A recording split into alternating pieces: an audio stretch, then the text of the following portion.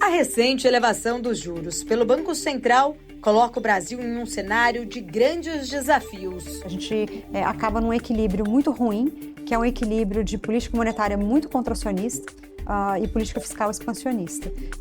E isso encarece a nossa dívida e a gente continua sem resolver o problema do ajuste fiscal. As decisões de política monetária seguem sendo um ponto crucial para o futuro do desenvolvimento econômico do país. A maior parte da desancoragem dessas expectativas vem de uma falta de confiança, não necessariamente no Banco Central e na política monetária, mas existe uma falta de confiança hoje no conjunto de política econômica, e eu diria que até a política fiscal é um fator preponderante.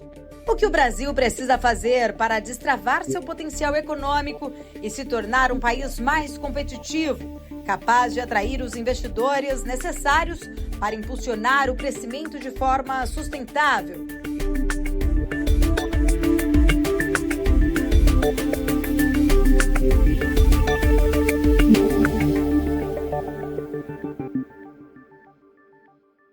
Rafaela, a gente tem observado que grandes economias globais frequentemente têm adotado posturas até divergentes em relação à política monetária. Enquanto alguns países começaram já a flexibilizar ali suas taxas de juros, o Brasil decidiu, acho que, seguir uma rota mais restritiva, vamos dizer, diferente, apesar de termos iniciado antes esse afrouxamento monetário, porém agora a gente vem, ainda assim, numa direção diferente, elevando a taxa básica de juros. Primeiro, eu queria entender a sua visão, se você acha que o Banco Central fez essa medida de uma forma correta, se você concorda, não concorda, e quais fatores internos ou econômicos você acha que acabaram pesando bastante para essa decisão do Banco Central?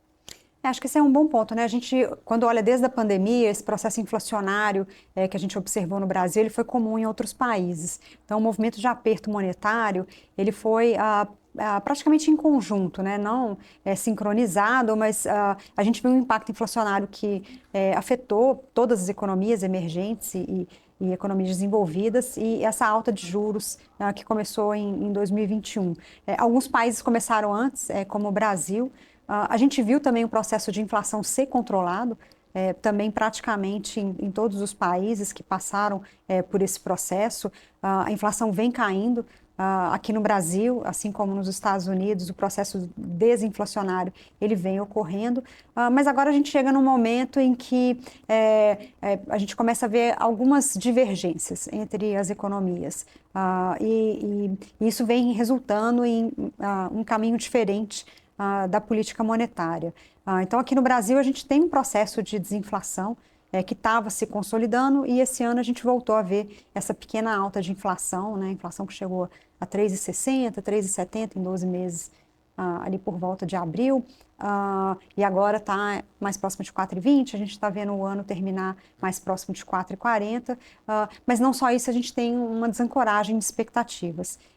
Isso trouxe uma preocupação maior para o Banco Central e para o mercado, e acabou levando o Banco Central a mudar o rumo, né, da política monetária. A gente estava em um processo de cortes, depois a gente viu a pausa, e agora a gente volta a ter essa discussão sobre um ciclo de alta. A gente ainda não sabe, né, a magnitude do ciclo e o ritmo, mas claramente a gente entrou num ciclo de um novo ajuste na Selic.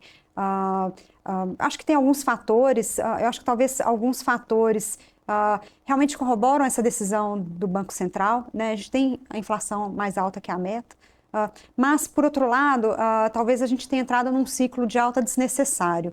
Eu acho que é importante a gente ter uma visão de todo no Brasil, e eu acho que a gente hoje ficou um pouco distante dessa visão do todo, e o Banco Central acabou focando nas expectativas de maneira muito significativa, e esse foi o ponto principal para essa mudança de rumo. Então, enquanto outros países têm uma tolerância um pouco maior a esse repique inflacionário que a gente viu esse ano, e estão seguindo no processo de afrouxamento ou iniciando, né, como os Estados Unidos, aqui no Brasil a gente vê uma reversão por conta de uma preocupação, na minha visão, um pouco exacerbada dessa desancoragem das expectativas, que não está exatamente ligada na política monetária, Acho que tem todo um contexto aqui no Brasil que preocupa, obviamente, mas acho que o Banco Central foi com todas as suas forças, focado nessa desancoragem, e a gente vai ver mais um ciclo de aperto que tem um custo elevado,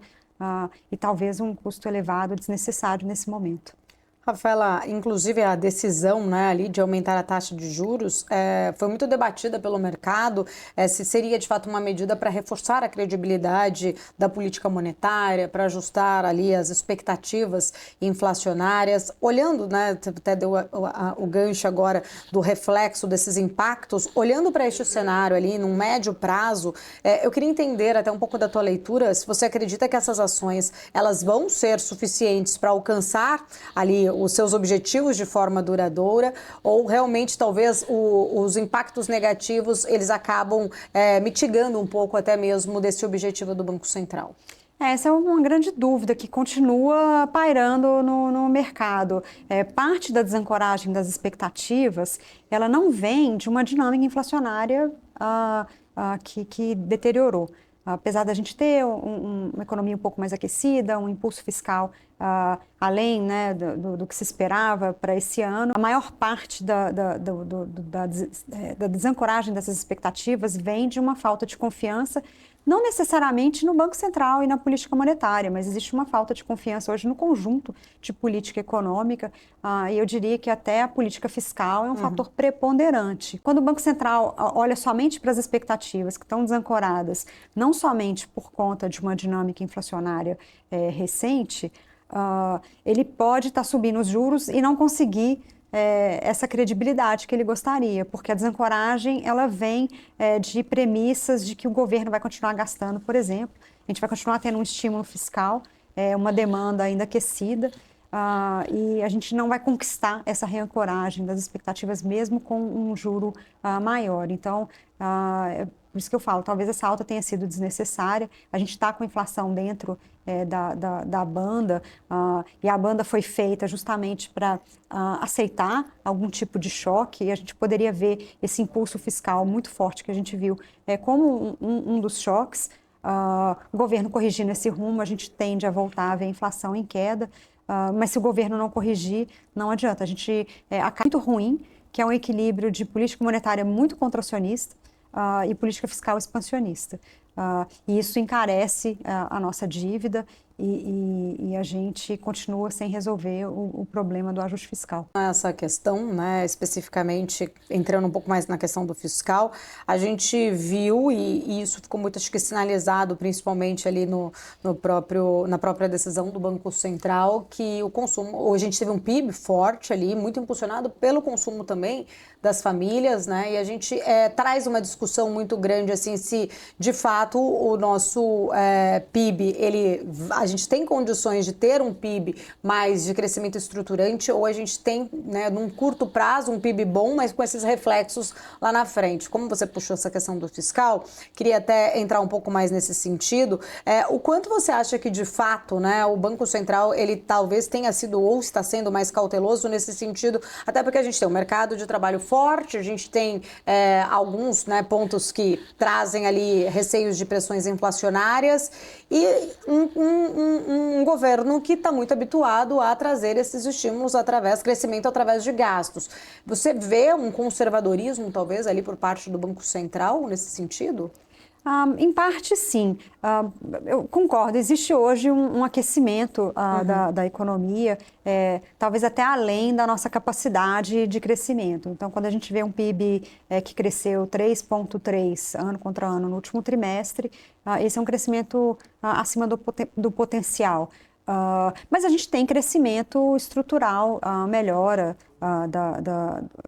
de alguns marcos regulatórios, a melhora na dinâmica da economia. Acho que todo o processo de recessão e ajuste que a gente passou desde 2016, essa reconstrução ela foi feita com uma qualidade um pouco melhor, tanto da parte de alocação de capital do setor público quanto do setor privado. E algumas reformas trouxeram melhorias estruturais para a economia. Acho que a reforma trabalhista tem sido bastante mencionada, até porque quando a gente vê o mercado de trabalho com um desempenho muito positivo, em parte ele também reflete essas melhoras. O emprego formal, ele vem crescendo mais do que o informal. Então tem uma qualidade de emprego melhor na nossa economia. Quando a gente olha as tendências de ganhos salariais, a mais recente está um pouco mais acelerada, mas quando a gente olha num período mais longo, a gente ainda vê uma parte disso foi uma recomposição de perdas que a gente teve durante a pandemia.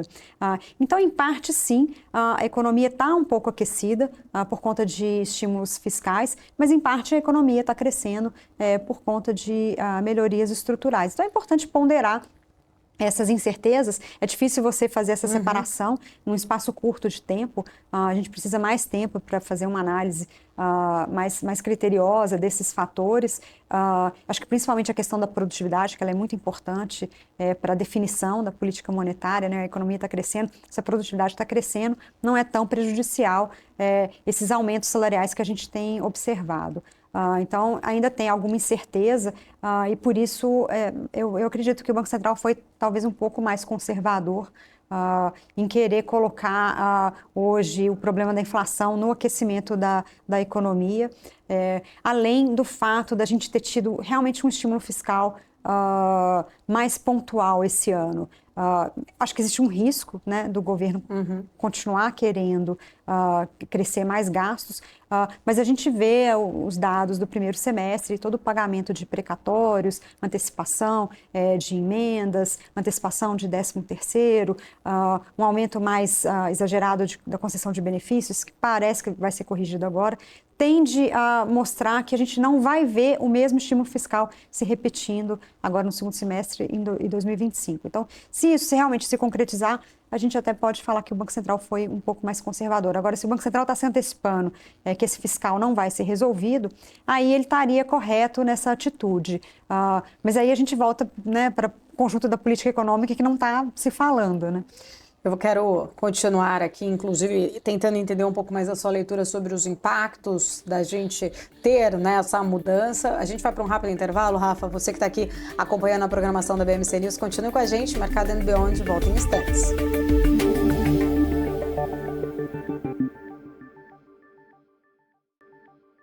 Estamos de volta aqui no Mercado and Beyond, conversando com a Rafaela Vitória.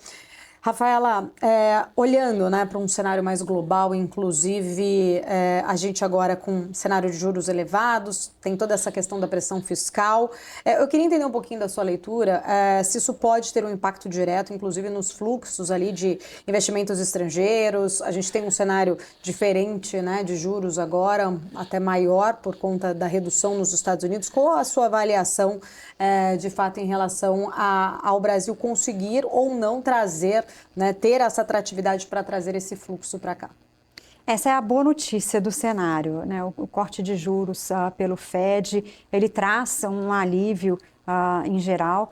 Quando a gente olha os juros nos Estados Unidos, eles são benchmark para os investidores estrangeiros, e juros menores nos Estados Unidos significa que o apetite a risco pelos investidores pode voltar. O investidor deixa de ter aquela remuneração mais atrativa nos títulos do Tesouro Americano e ele passa a olhar mercados emergentes e outros mercados de risco. Então, sem dúvida, o apetite a risco ele melhora e a gente pode ter esse olhar do investidor estrangeiro para o Brasil.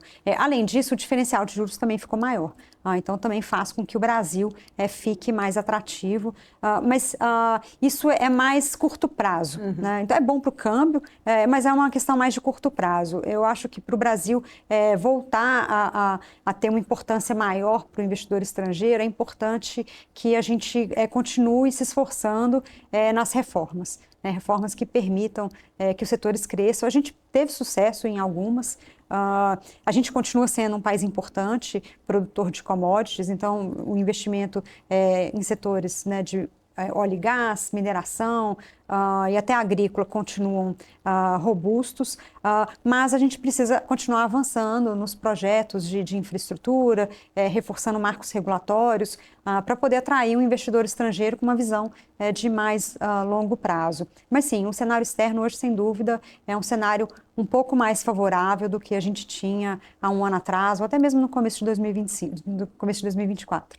Rafaela, em relação, por exemplo, muitas vezes a gente vê e sempre discute a questão do risco Brasil, ou principalmente por conta de insegurança jurídica, de algumas medidas que são tomadas, ou mudanças de regras. Você falou ali de alguns setores, até me lembrei aqui de muitas discussões que às vezes a gente tem, e mais por parte política, de mudanças de regras, né? O setor petroleiro já passou por isso, principalmente Junior Oils, acabaram tendo ali alguns impactos, quando volta uma decisão anterior, por exemplo, de um CAAD em relação a refinarias de Petrobras, e várias discussões, alguns exemplos só citando aqui, mas que a gente sempre volta em relação à questão da insegurança jurídica. O quanto, de fato, isso pode ser, talvez ali, algo que atrapalhe essa atratividade do investidor estrangeiro de olhar para o Brasil. Até não vou entrar muito na polêmica em si, mas só citando um exemplo que a gente viu quando, de fato, o STF tirou ali uma rede social do ar. Isso acabou gerando uma repercussão internacional, inclusive gestores internacionais colocando ali uma preocupação com o Brasil. De fato, a gente está num momento bom, talvez, de aproveitar esse diferencial de juro para trazer o investidor internacional para cá, esse fluxo para cá. Mas você vê, de alguma forma, o risco Brasil podendo pesar e atrapalhar essa oportunidade? De um lado, o Brasil é um país emergente com um risco considerável. Então, isso já está no radar do investidor. Eu acho que a maior parte da frustração que a gente vê hoje é que a gente poderia estar avançando e melhorando e a gente perde essa oportunidade. Então, acho que muito da frustração do investidor local em querer crescer, em querer atrair o investidor estrangeiro, é porque a gente poderia estar melhor do que a gente está. Mas a gente não está muito diferente do nosso histórico. Então, acho que quando a gente compara o Brasil com outros países emergentes, o nível de incerteza não é muito diferente. Eu acho que em alguns momentos o Brasil até se destaca positivamente em algumas questões. O fato de a gente ter um mercado com uma escala significativa, né? O Brasil é um mercado grande, com um mercado consumidor bem significativo, com uma bolsa, com uma liquidez bastante elevada. Isso é sempre bem visto pelo investidor quando ele quer escolher os seus investimentos. O Brasil tem uma produção e uma exportação de commodities também elevada, né? Um resultado em transações correntes que é bastante razoável comparado com outros países emergentes. Então, a gente tem um fluxo de capital livres, que, né, hoje é dado, a gente nem pensa nisso, mas quando se compara com outros países, China, enfim, Rússia, são países que tiveram restrições, né, por motivos diferentes, mas ficaram sem a possibilidade de receber novos investidores.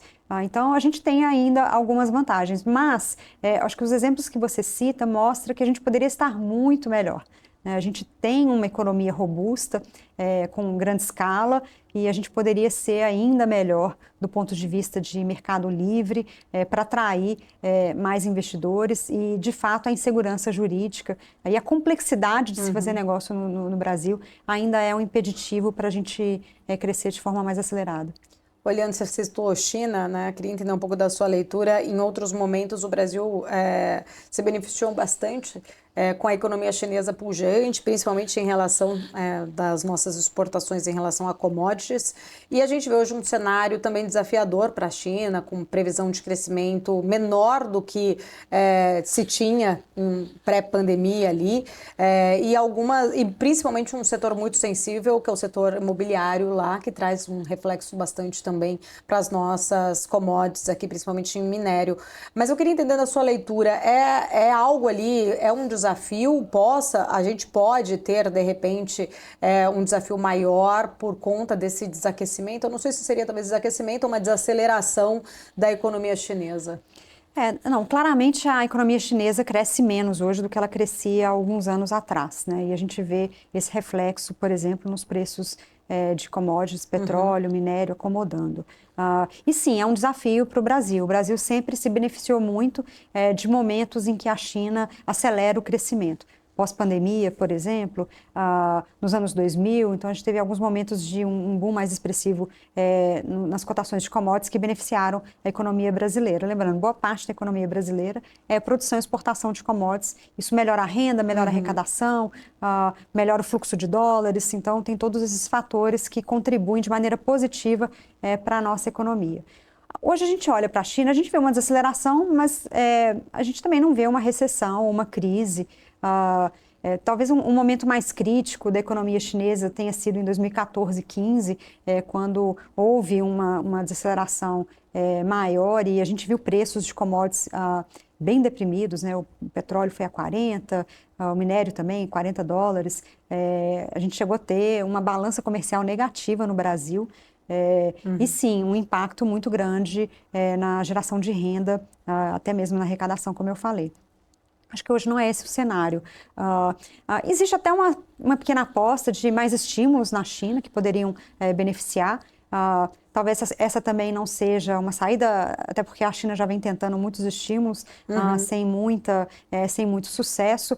Mas eu acho que a atual situação de crescimento mais moderado da China ainda é positiva para o Brasil. O atual patamar de commodities, petróleo a $70, minério a 90, ainda é benéfico para os nossos termos de troca. Inclusive, a gente estava agora há pouco no bloco anterior falando um pouco mais sobre a questão do fiscal, endividamento do Brasil especificamente. Aí agora, tentando entender, a gente tem um cenário onde o endividamento ali dos países como um todo, né? Atingindo grandes economias, até mesmo China, Estados Unidos, que nós estávamos aqui conversando. Eu queria entender um pouco também da tua leitura, né? Se você acredita, apesar de serem situações bem diferentes em si, mas se essas crescentes dívidas públicas dessas economias como um todo acabam pressionando os mercados financeiros globais, você vê algum tipo de risco em relação a essa situação? Hoje é uma grande preocupação para todos os países o endividamento dos governos, né? E a preocupação é como que isso vai ser resolvido. Eu acho que a gente chegou com esse nível de endividamento mais alto, sem uma grave crise, o que é bom. Então, a maioria dos países tem conseguido administrar essa alta do endividamento, de certa maneira, né, controla a inflação. A gente teve essa alta de juros que ajudou a controlar um pouco mais a inflação, mas a gente chega nesse momento em que é preciso uma solução mais estruturante. E, infelizmente, o que a gente tem observado, não só no Brasil, mas em vários outros países, é uma dificuldade política em fazer esse ajuste. Cortar gastos, né? A gente tem um exemplo agora nos Estados Unidos, uma disputa eleitoral, e dos dois lados a proposta não é diferente. É uma proposta de ou mais gastos ou menos impostos, né? Então, não tem uma solução para a questão fiscal, para o tamanho do endividamento. Em outros momentos passados de ciclo econômico, a gente via bem, às vezes, uma mudança política, uma troca de poderes, contribuindo para que algum ajuste fosse feito. Hoje, esse ajuste ele fica cada vez mais distante. E aí a gente tem essa questão, até quando? Né? Até quando os governos conseguem se endividar sem causar alguma grave crise ou sem acelerar muito mais a inflação? E qual vai ser o custo, né, para as próximas gerações? Porque, lembrando, isso é uma dívida que fica né, para as próximas gerações. Então, acho que essa é a grande questão a ser resolvida. Hoje, a gente tem a impressão que uma solução intermediária é alguma inflação. E eu acho que esse é um ponto importante que a gente não tem debatido no Brasil, né? Voltando à questão da tolerância a uma inflação, às vezes, um pouco maior aqui no Brasil, é que parte do ajuste fiscal ele é feito com inflação. Então, assim como nos Estados Unidos, né, uma inflação que fica um pouco acima da meta, lá mais próxima de 3, pode ajudar parcialmente no ajuste fiscal. A mesma coisa aqui. O problema é que se você usa a inflação para fazer o ajuste fiscal, eventualmente você perde o controle, a inflação cresce muito. A gente vê a Argentina, a Turquia, então tem alguns exemplos que mostram que deixar a inflação fazer o ajuste fiscal não é uma boa solução, porque no final essa conta também é paga pela baixa renda. Então é importante os governos pensarem numa solução mais gradual, mas eu imagino que uma combinação de uma inflação um pouco maior, com algum ajuste bem gradual de gastos, seja a solução que a gente vai ver agora nos próximos anos. Você acredita que o crescimento econômico global, por exemplo, ele pode se sustentar com esses níveis mais altos ali de dívidas públicas, ou de repente a gente pode até sofrer um período de estagnação mais prolongada? A gente pode sim, né? Se a gente continuar vendo uma taxa de juros mais alta, o FED começou a cortar, mas a taxa ainda é restritiva, e o espaço para corte pode não ser tão significativo. Aqui no Brasil, a gente já viu a retomada do ciclo de alta. Então, os juros mais restritivos tendem a desacelerar a economia. E junto com isso, a gente tem também questões demográficas em todos os países. Na medida que a população vai envelhecendo, a gente viu isso no Japão, a gente está vendo na China, a tendência é que a economia também cresça menos. Então, sim, temos um grande desafio pela frente, muito provavelmente um crescimento um pouco mais baixo, por conta de um ajuste que precisa ainda ser feito no endividamento público das principais economias. Talvez a gente conviva, né, com o famoso higher for longer, na sua opinião, as economias tendo aí esses juros mais restritivos por mais tempo? Eu acredito que sim. Pelo menos a gente não deve ver aquele cenário de juros negativos ou juros próximos de zero que a gente viu alguns anos atrás. Acho que aquele cenário não volta mais. A gente volta a ter juros positivos, talvez não tão altos quanto eles estavam quando a inflação estava no pico pós-pandemia, ou quando a gente olha em outros ciclos de alta de commodities, quanto na década de 70, mas, sem dúvida, aquele cenário de juros negativos ficaram para trás. Rafaela, a gente vai para mais um rápido intervalo. Você que está aqui acompanhando o Mercado and Beyond, continue com a gente. Voltamos rapidinho.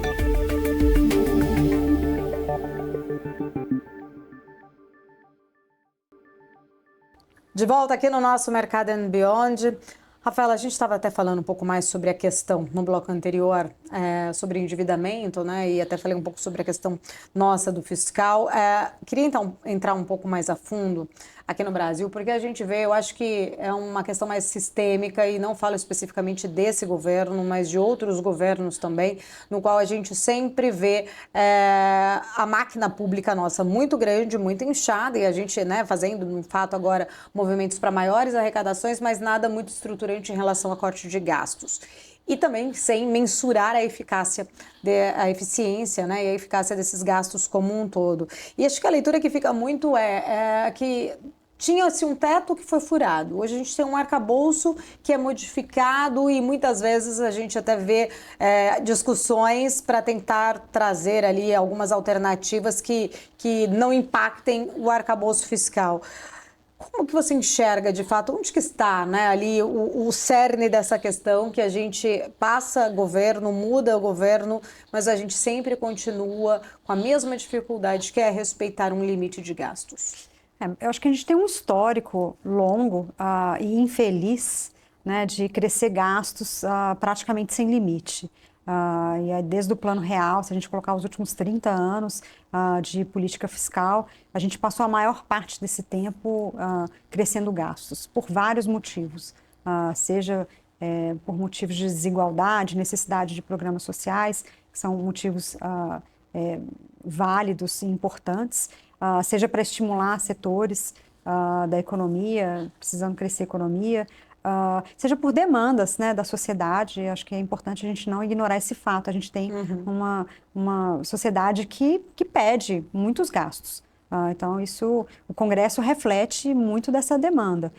Auxílios, benefícios, subsídios, isso vem, né, de muitas demandas setoriais, regionais, enfim. Então, a gente tem esse histórico de crescer gastos. Em muitos momentos, o crescimento dos gastos ele traz benefícios imediatos, e acho que por isso é meio viciante, né, se a gente pensar. Vou aumentar um programa social e aumento o bem-estar imediato, aumento o consumo, né? Vou fazer uma distribuição de renda específica, e a gente vê vendas no varejo crescendo, e aí traz aquela sensação de que foi feita a coisa certa. Né? Mais gastos gera mais crescimento econômico.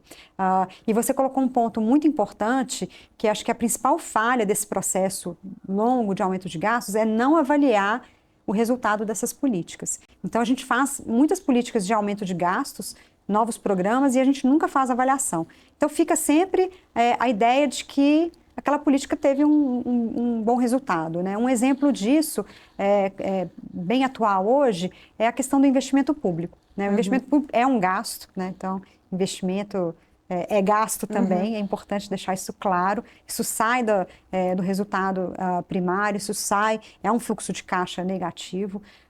E a gente teve investimentos robustos, né, nos anos 2000, 2010, por vários motivos, né? Teve o pré-sal, a gente teve Copa, Olimpíadas, teve algum investimento em alguma infraestrutura adicional feita pelo governo, mas esses investimentos não foram avaliados, né? Então, quando você mede o investimento sobre o PIB, você tem a impressão de que, sim, estamos investindo e o PIB crescendo. Se você não faz uma avaliação do resultado daquela planta que ficou parada, eu gastei construí uma planta, ela ficou parada, né? A gente tem as refinarias paradas ou incompletas, aquilo não gerou produtividade nem resultado para a economia. E aí agora a gente volta para repetir esse investimento, porque como a gente só olhou o investimento do ponto de vista do gasto financeiro em relação ao PIB, a gente nunca avaliou o resultado na economia, passa essa impressão de que aquele investimento foi positivo, porque ele gerou crescimento naquele ano. Obviamente, se você está construindo uma planta, você está empregando, né, tá empregando material, mão de obra, aquilo aparece de maneira positiva no PIB. Se a planta fica parada e não produz na sequência, aquilo foi um investimento ruim. Aliás, né, na contabilidade pública isso não tem, mas na privada existe, né? A Petrobras mesmo, né, para citar um exemplo, ela fez o que a gente chama de write-off, de impairment, né, que ela é uma reavaliação dos investimentos que ela fez em 2015, 2016, chegou a fazer uma avaliação negativa de quase 100 bilhões de dólares no total, de recursos que foram gastos e que não iam gerar produção à frente. Na contabilidade pública a gente não tem isso. E por né? quê? É uma maneira de você ver as contas públicas, né? Então a gente precisa ter um mecanismo adicional que a contabilidade pública não mostra, que é essa avaliação. Esses gastos foram bons, a gente tem eu vou dar um exemplo positivo, né, para não dizer que a gente só fala de gasto ruim, que é o Bolsa Família. O antigo, né, não o atual a gente ainda não tem estudos, mas o antigo Bolsa Família, que tinha um gasto mais ou menos de 0,4, 0,3, 0,4 do PIB, ele foi muito estudado e ele tinha um resultado muito positivo. Era um gasto que não era significativo, mas que trazia um benefício muito importante para uma parte da sociedade. Então, esse era um investimento bem avaliado. Então, falta no Brasil. Então, são exemplos pontuais. A gente não tem consistência, né? Então, se criam vários benefícios. Hoje se criou o Vale Gás, quando o Vale Gás existia lá nos anos 2000, criado pelo Fernando Henrique. Ele foi incorporado no Bolsa Família. Quando o petróleo subiu na pandemia, o governo voltou com o Vale Gás, além do Bolsa Família. E agora que o petróleo caiu e o gás voltou, o Vale Gás continua e o governo não consegue desligar esse programa. Então, esse é um exemplo, né, de um programa que não se fez avaliação e ele fica na pauta do Congresso, do governo, para que ele volte sem a gente entender, né, o real impacto desse tipo de programa. E esse é só um exemplo. Então, falta uma sistemática de avaliação de política pública para que o próprio planejamento consiga fazer esses cortes. Porque é muito difícil hoje, eu vou cortar o Vale Gás sem ter nenhum estudo. Se você tem um estudo, não, esse programa já não é mais eficiente, até porque o Bolsa Família agora teve uma alta significativa, o governo tem ali nas mãos, né, para mostrar para a sociedade aonde que ele está alocando melhor os recursos, né? Então, ajudaria muito, mas a gente ainda não conseguiu chegar lá. Já que você falou em Vale Gás, eu quero, né, até entrar numa questão que a gente viu recentemente ali, uma grande discussão, até mesmo se daria, né, o governo colocando ali uma proposta de fazer o pagamento do auxílio do Vale Gás sem passar pelas contas, pelo orçamento, fazendo ali uma grande discussão que acabou gerando também muita repercussão no mercado sobre a possibilidade e acho que uma grande preocupação. Há muita gente que está chamando isso como uma criatividade contábil, ressurgindo novamente, saindo diretamente ali dos recursos do pré-sal, indo para a Caixa, sem passar pelo orçamento. Como que você vê essa situação, né? Essa gestão talvez fiscal dos governos, sempre encontrando ali, através dos desafios, alternativas ou possibilidades mais criativas, como que você enxerga de fato essa capacidade do governo em ao mesmo tempo ter que manter esses compromissos fiscais com o teto de gastos, mas num ambiente ainda desafiador? Esse é um outro problema, e eu diria que talvez hoje seja mais grave do que a questão do déficit fiscal. Eu acho que talvez ele traga uma preocupação ainda maior, que é a gente não ter transparência na contabilidade pública, né? A gente teve isso muito no passado e a gente avançou após 2016. Foi um grande avanço que foi feito, começou no governo Temer e depois seguiu no governo Bolsonaro, que foi melhorar a transparência das contas públicas, né? O teto de gastos, ele era muito transparente. E as avaliações que eram feitas pelos membros da equipe do Ministério da Fazenda e depois da Economia traziam essa clareza do rumo das contas públicas. Então, hoje, a gente não só ainda tem um déficit estrutural que não foi resolvido, mas a gente volta a flertar com uma contabilidade para disfarçar esse déficit. Então, pior que você ter o déficit é você querer se enganar, porque o governo não engana mais o mercado e os investidores. Hoje a gente olha, eu brinco até que no Brasil, o economista no Brasil, ele acaba se tornando, por força, um especialista fiscal, porque boa parte dos nossos problemas vem do fiscal. Quando a gente vai lá fora, né, o economista americano não está acostumado a olhar contas públicas, déficit fiscal, isso nunca foi uma pauta tão relevante, agora está sendo.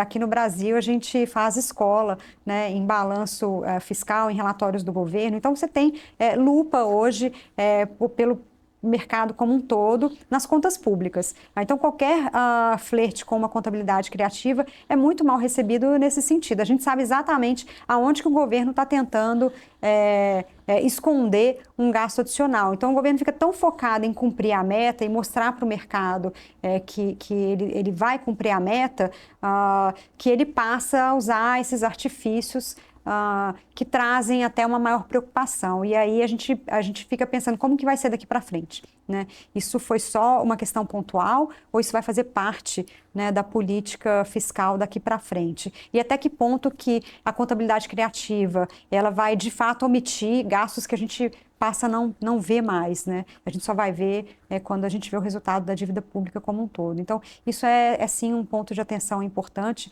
O governo perde parte da confiança que ele deveria ter no ajuste fiscal quando ele trata as contas públicas como... ele trata a contabilidade das contas públicas como algo que ele pode mudar a qualquer momento para mostrar um número que ele gostaria ao mercado. Já que você falou em dívida pública, a dívida não mente, né? A gente até viu um aumento dessa nossa trajetória da dívida e a criação do arcabouço fiscal lá atrás, ela vinha com uma proposta justamente de talvez diminuir essa velocidade do aumento da dívida, que a gente viu que não aconteceu, pelo menos até agora. A gente vê que a dívida ela está crescendo. De fato, você acredita que a gente vá precisar discutir o próprio arcabouço fiscal? A gente já teve uma alteração, a princípio seria 0,5 ali de superávit, já foi mudado para um déficit zero, o mercado já não acredita de fato também nesse déficit zero neste ano de 2024. O arcabouço fiscal, na sua opinião, ele ainda é crível, é execuível, ou a gente vai ter que ter essa discussão muito provavelmente novamente de uma nova reforma fiscal? O arcabouço fiscal, o novo arcabouço fiscal claramente não funcionou.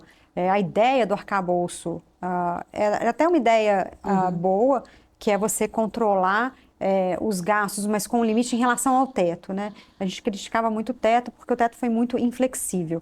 E toda vez que o governo precisava fazer um gasto adicional, ele tinha que furar o teto e aquilo trazia um ruído enorme, uma discussão grande enfim, uma insegurança, né? Cada furo no teto trazia mais insegurança. O novo arcabouço, ele resolvia esse problema porque ele mantinha o teto, mas com um limite de crescimento, mostrando que a sociedade precisa de algum crescimento de gastos. Se você tiver crescimento de receita, não tem problema, o ajuste vem de maneira gradual. Então, a ideia do arcabouço era uma ideia construtiva em relação ao teto, mas o arcabouço foi mal desenhado no sentido que ele não colocou as amarras suficientes. E eu lembro até de uma discussão que o Ministério da Fazenda teve com os economistas em uma das reuniões públicas que eles falam, e que isso foi colocado, olha, antes do arcabouço ficar pronto, regras mais rígidas são boas para os governantes, são boas para quem está ali do outro lado, no Tesouro, na Fazenda, porque ajuda o Ministério da Fazenda e a equipe a dizer não. Olha, eu não posso fazer porque a regra é essa, a regra é inflexível. Então, uma regra mais rígida, como era do teto, a gente criticava pelo lado ruim, mas tem um lado positivo, que ela dá um instrumento, né, para o executivo dizer não para várias demandas, né? E o que aconteceu é que a regra ela não ficou tão rígida e o governo tem um espaço enorme, como a gente já viu ele sendo usado, né? Você tem um MP, acho que um dos exemplos onde ficou claro que o arcabouço ele era muito flexível. Foi quando a gente teve aquela MP do DPVAT no começo do ano e junto com aquela medida provisória foi aprovado um crédito extraordinário de 15 bilhões para o governo continuar gastando, quando já se via que ele não ia dar a meta lá em março, abril. Então, você vê uma MP ligada a um tema que não era relacionado ao orçamento, se aprovava um aumento de limite dentro do orçamento. E aí vieram várias outras, né? Obviamente que teve a crise no Rio Grande do Sul. E essa crise ambiental? E agora a gente tem mais a crise ambiental, então vai se somando. Então, às vezes, você tem até uma medida que é louvável e que faz sentido, né? Afinal de contas, é uma crise atípica. Dentro da lei de responsabilidade fiscal cabe, né? Eu vou abrir um crédito extraordinário para algo extraordinário, mas ele fica tão desgastado que até para isso não existe mais a tolerância. Porque é só mais uma desculpa para o governo continuar gastando.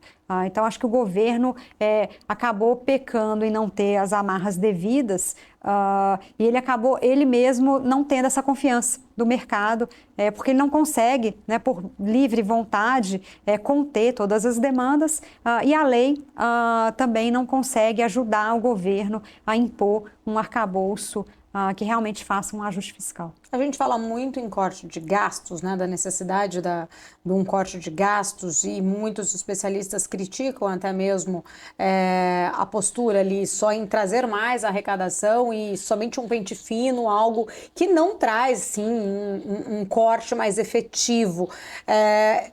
Existe espaço, na sua opinião, né, ali para a gente pensar de fato, para o governo conseguir de fato fazer um corte de gastos ou toda aquela questão, pressão política, até a gente tentou ver né, uma sinalização, acho que frustrada por parte do governo, que era tentar diminuir um pouco das desonerações, mas o lobby foi mais forte, a Câmara manteve desoneração, tem vários setores que acabam sendo beneficiados e o governo acaba ficando muito preso ali, a não ser que fizesse de fato uma reforma administrativa, mas ali é algo que tem um custo político também muito grande. Existe espaço para um corte mais profundo, na sua opinião?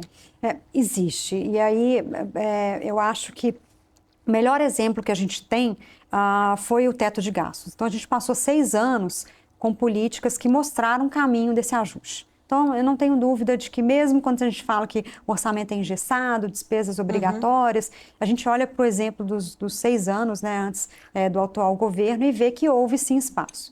Então, um exemplo é que um exemplo hoje de uma política pública sem avaliação e sem espaço no orçamento é o aumento real do salário mínimo.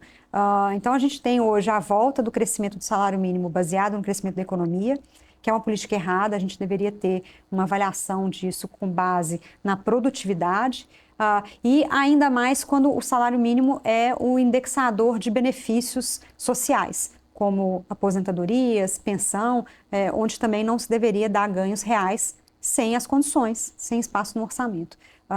E a gente olha para os 6 anos entre 2016 e 2022 e a gente não teve um ganho real de salário mínimo nesse período, então convivemos com isso e aquilo contribuiu para algum ajuste. Então existe espaço.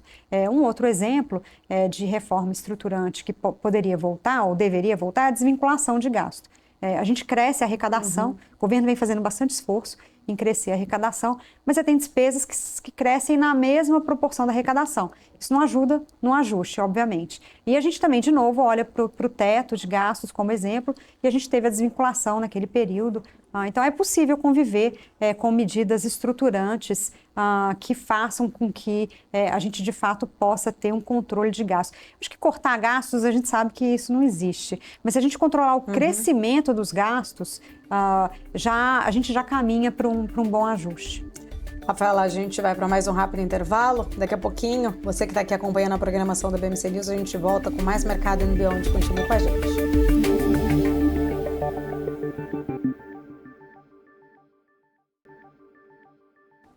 Estamos de volta, Mercado and Beyond, conversando com Rafaela Vitória. Rafaela, a gente estava até falando um pouco mais sobre os desafios, você tocou ali, né, na questão até mesmo sobre produtividade, a gente já tinha falado um pouco sobre isso. Eu queria até entender um pouquinho da tua visão, né, muito sobre essa questão de produtividade. Quais medidas, talvez, elas poderiam ser adotadas para tentar ajudar a destravar a economia nesse aspecto?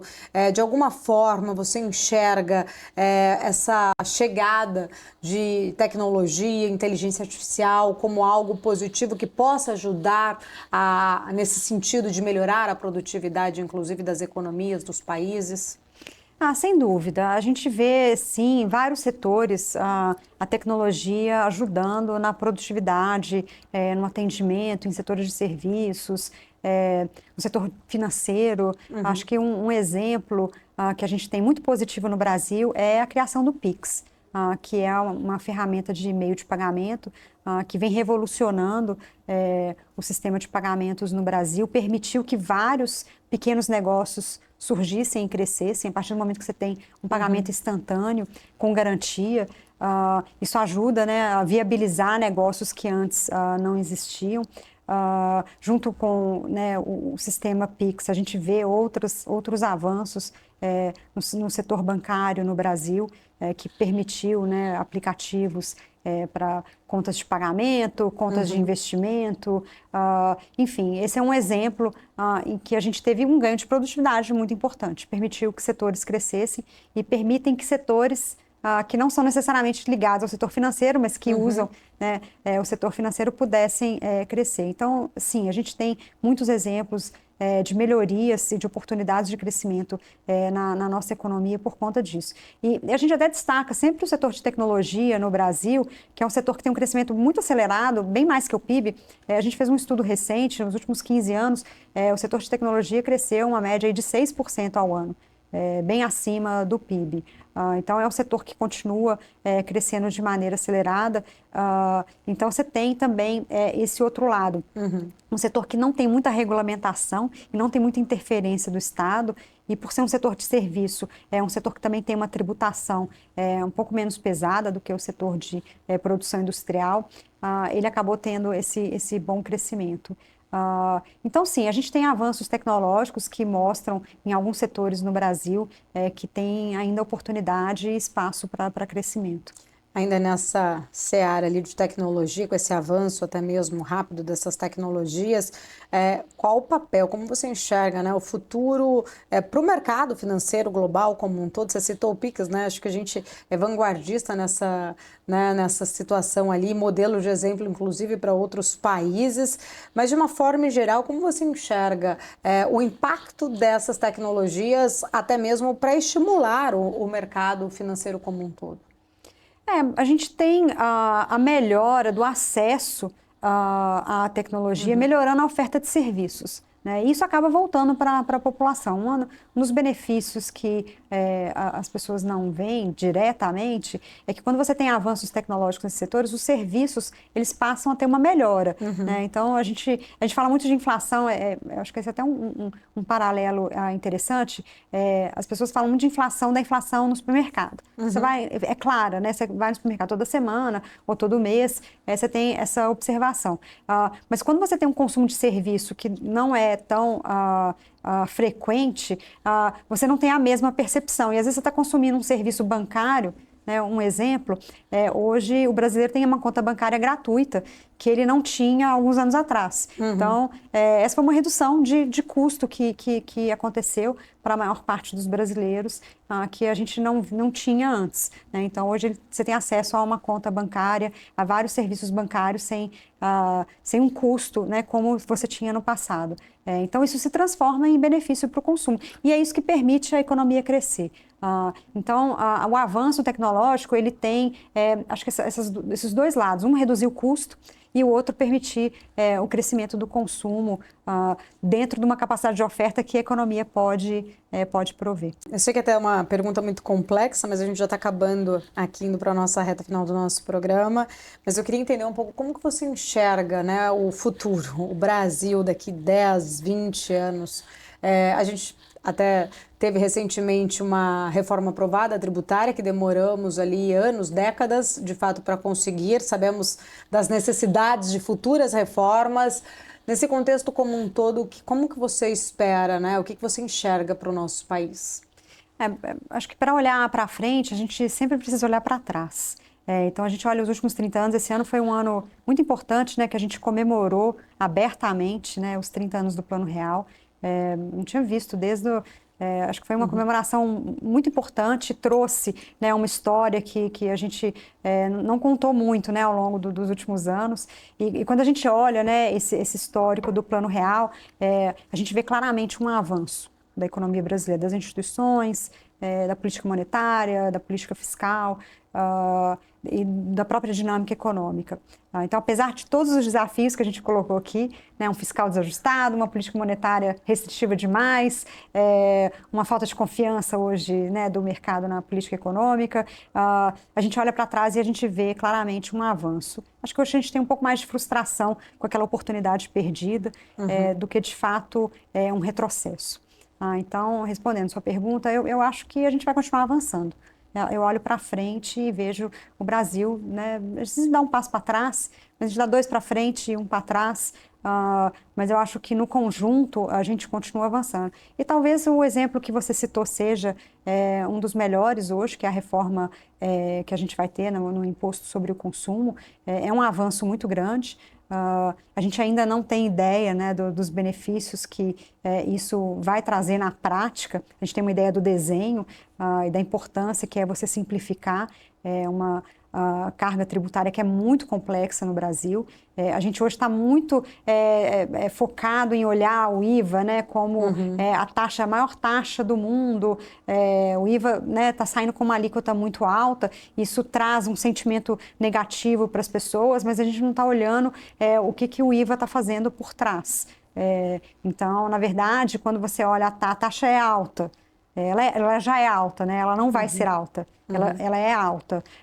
Mas por trás da reforma, a gente vai ter uma simplificação muito importante, que tende a trazer mais avanços, que a gente não vai sentir imediatamente, mas fazendo esse paralelo com o Plano Real, eu vejo a reforma tributária também levando a gente para um caminho de próximos 30 anos, a gente vai olhar, né, para 2024, pensar, nossa, quando a reforma tributária foi aprovada, as coisas eram tão complexas, e olha hoje como o recolhimento de imposto melhorou, traz mais transparência, traz uma igualdade maior nessa tributação, traz uma alocação de capital mais eficiente, que as empresas vão ter daqui para frente, melhora, né, a situação de emprego e renda em geral, porque você tem uma realocação, né, de mão de obra hoje que gasta, a gente fala do PIB ruim, né, lá no Inter o João sempre brinca, né, você tem um PIB bom e o PIB ruim, né, eu diria que hoje você tem um PIB ruim, que é uma mão de obra trabalhista, tributária, que fica ali gastando horas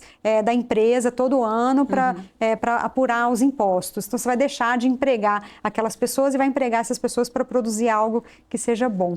Então acho que a gente vai ter uma realocação de capital importante, mas o que eu olho para frente de maneira geral é isso, o Brasil continua avançando.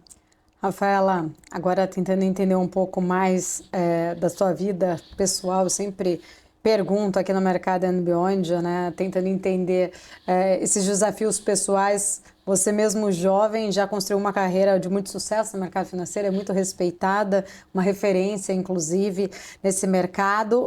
O que te fez escolher economia, mercado financeiro? Eu acho que são desafios. Acho que primeiro eu olho para o trabalho que eu faço hoje, é um trabalho desafiador e o desafio sempre me motiva. Mas eu vejo também oportunidades de continuar aprendendo. Eu acho que a parte de ter uma voz e poder conversar com as pessoas, poder participar de debates, eu vejo como um ponto importante para contribuir com novas ideias. E tentar trazer esse avanço, né? A gente fala muito desse avanço para trás, mas é importante também colocar isso para frente. Então, isso também me motiva poder contribuir para esse debate, contribuir para que a gente continue avançando em reformas e continue melhorando, enfim, de maneira geral, o nosso mercado. Quem é Rafaela Vitória para a gente encerrar nosso Mercado and Beyond? Bom, eu estou no mercado financeiro há 30 anos, não sou tão jovem, a Rafaela Vitória não é tão jovem. Sou casada com 2 filhos, adoro correr, adoro os desafios no mercado financeiro, mas também os desafios no esporte. Acho que uma coisa contribui para a outra. E apesar de ter uma longa jornada, eu continuo me vendo ainda contribuindo e trabalhando por mais alguns anos. Obrigada, Rafaela. Prazer recebê-la aqui. Estamos sempre de portas abertas. Obrigada, foi um prazer. Até mais. Grande Rafaela Vitória, o Mercado and Beyond de hoje fica por aqui. A gente se vê na semana que vem. Até lá.